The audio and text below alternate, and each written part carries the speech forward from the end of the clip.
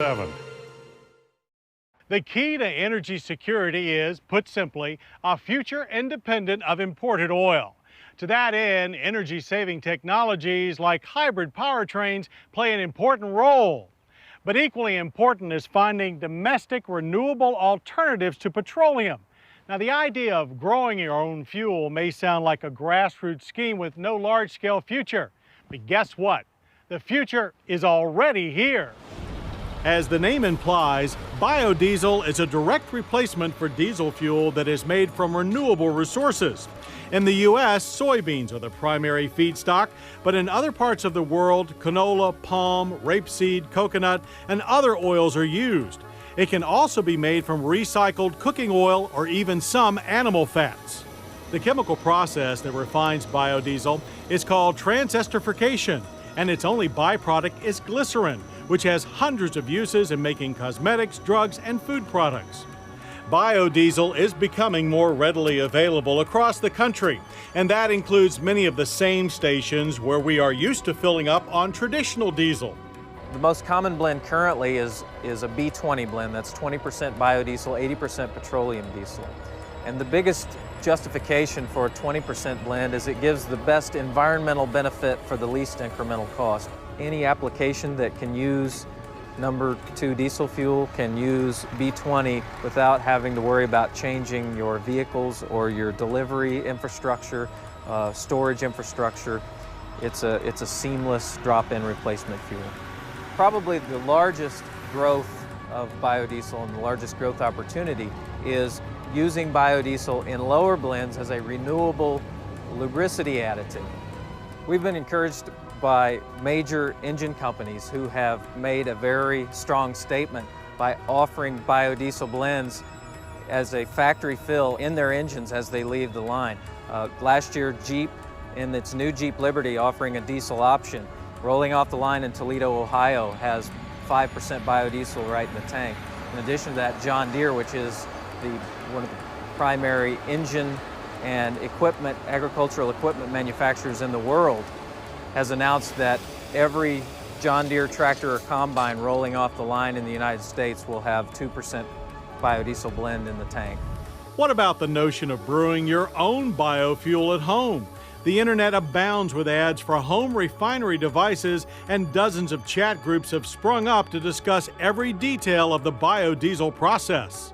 There's a lot of confusion about what biodiesel is. It's often defined as soybean oil mixed with diesel fuel. And biodiesel is different than just the raw vegetable oil or animal fat. It's been refined to remove the glycerin. And glycerin is a bad actor in a diesel engine. It can cause sediments and other performance problems. And so you really have to remove the glycerin in order to avoid performance issues. But for broad-based applications, in order to meet exacting commercial standards, performance issues, taxing requirements, EPA registration requirements, it must meet the definition of biodiesel. Not surprisingly, farmers have been among the most enthusiastic supporters of biodiesel. What better way to create demand for your own crops? When it came available, I was ready to use it right away, knowing that what it would do and how it would perform, and helping develop a better market for our product that we're selling with the soybeans. I farm just about 1,000 acres, have a fleet of school buses, and currently I'm running 10%. That seems to be about the best economically. The emissions is a little less the more you go up on the percentage of it. We should use it ourselves. Every farmer out there should be using the biodiesel so that we can be a testimony or an example to other people that should be using it or could be using it also.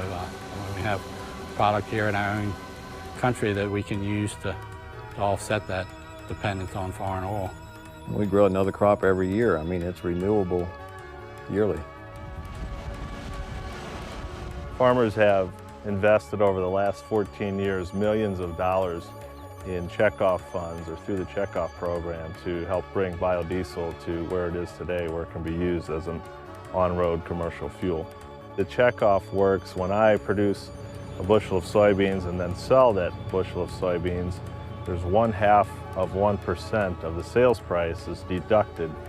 Those checkoff funds are then divided between the state gets one half, and the other half goes to the United Soybean Board. And both groups use those funds to do research and promote new uses of soybeans. So I think it is kind of a complete cycle that we are willing to use our own product and show that it works. Fleet users are also discovering the benefits of biodiesel. St. Louis's Lambert International Airport uses a biodiesel blend for most of its ground support vehicles, thus fueling the local farm economy while also cleaning the air.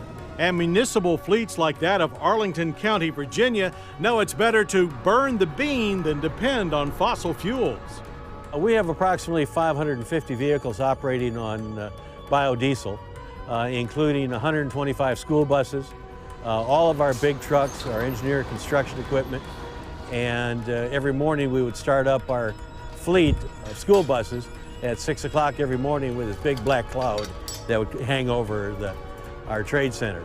So that started us looking for an alternative fuel. There's an increased cost of using biodiesel, but that's really offset with benefits of not having to use all the diesel fuel. 20% is of the soy extract, and we're doing good for the environment.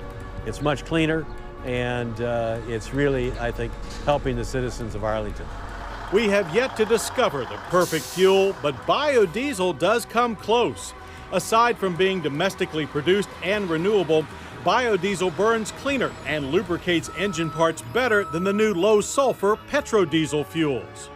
The only real downside to biodiesel is the price you pay at the pump, with B20 blends now running about 25 cents more per gallon than straight number 2 diesel. But new tax credits that take effect this year will reduce that price by up to a penny for each percent of biodiesel in the blend. Approximately 60% of our energy uses comes from imported petroleum. That percentage is growing every year, and it is increasing from the most unstable regions in the world, many of which are hostile toward the United States. If we can displace that imported petroleum with a product that is renewable, that is produced domestically, that's grown right here by our own farmers, that enhances our manufacturing sector, that improves our trade balance and improves our environment, we're doing something really good for America. Biodiesel alone won't solve our nation's energy problem, but combined with the use of other renewable alternative fuels, biodiesel is planting the seed from which our driving future will grow. While there's been a lot of bad